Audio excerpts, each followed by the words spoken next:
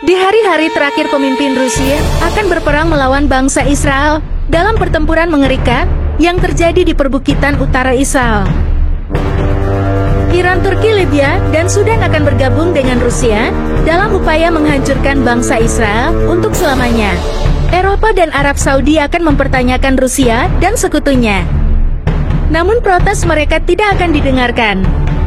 Koalisi Rusia ini akan menyerang Israel dengan tentara dalam jumlah besar dan menyerang bangsa Yahudi. Namun ketika Israel terlihat tidak berdaya melawan musuh-musuhnya, Tuhan akan turun tangan. Dia akan mengirimkan gempa bumi yang dahsyat di tanah Israel.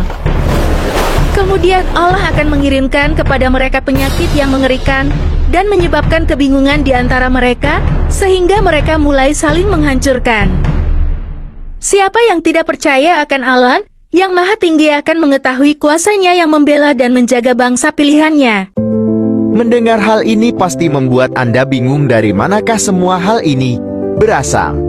Hal ini berasal dari nubuatan Nabi Yehezkiel sekitar 2500 tahun yang lalu. Ia dan juga bangsa Israel mengalami masa pembuangan di Babilonia. Dalam masa pembuangan Israel, Allah berbicara secara langsung kepada Yehezkiel dan memberitahu ia untuk menuliskan hal yang akan terjadi di masa depan. Dan salah satu pewahyuan dari Allah yang diberikan adalah banyak bangsa yang bersatu menyerang Israel. Datanglah firman Tuhan kepadaku, "Hai anak manusia, tujukanlah mukamu kepada Gog di tanah Magog, yaitu Raja Agung negeri Mesak dan Tubal, dan bernubuatlah melawan dia. Dan katakanlah, beginilah firman Tuhan Allah, lihat aku akan menjadi lawanmu, hai Gog, Raja Agung negeri Mesak dan Tubal. Aku akan menarik engkau dengan mengenakan kelikir pada rahangmu dan membawa engkau keluar beserta seluruh tentaramu, yaitu pasukan berkuda.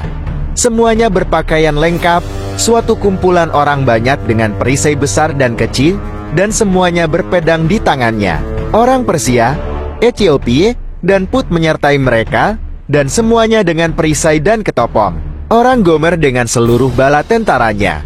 Betogarma dari utara sekali dengan seluruh bala tentaranya. Banyak bangsa menyertai engkau. Namun siapakah bangsa-bangsa yang dituliskan Nabi Yehezkiel dalam nubuatannya ini? Yang pertama, Gog, pemimpin tanah Magog. Gog adalah seorang pemimpin politik dari tanah Magog. Di dalam nubuatan Nabi Yehezkiel dikatakan bahwa Gog melawan Allah dengan menargetkan bangsa Yahudi dalam rencana jahatnya, dan tanah yang dipimpinnya meliputi Rosmesam dan Tubal.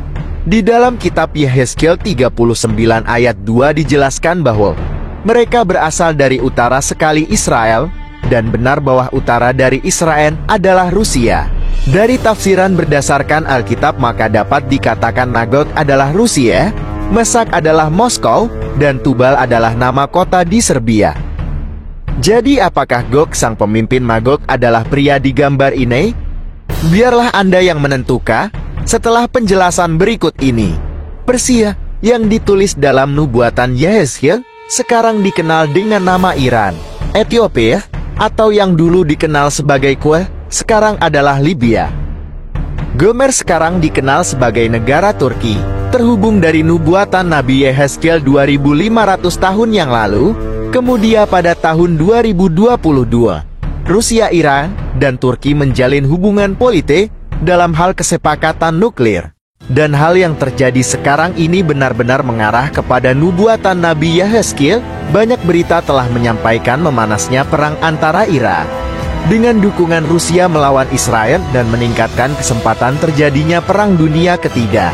Melihat keadaan perang yang terjadi mengisyaratkan nubuatan Yehezkiel mengenai perang Gog-Magog yang akan terjadi di akhir zaman antara Israel dan bangsa lain. Nubuatan ini disampaikan oleh Allah yang Maha Tinggi sebagai firman yang mempersiapkan umatnya di akhir zaman untuk menguatkan iman percaya kepada Allah dan mempersiapkan diri menjelang kedatangan Tuhan Yesus Kristus kali yang kedua. Firman Allah, Aku adalah Alfa dan Omega, firman Tuhan Allah, yang ada dan yang sudah ada dan yang akan datang, yang Maha Kuasa.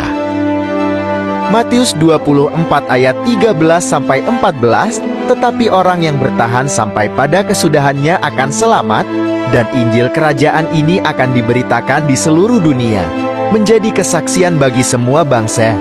Sesudah itu barulah tiba kesudahannya.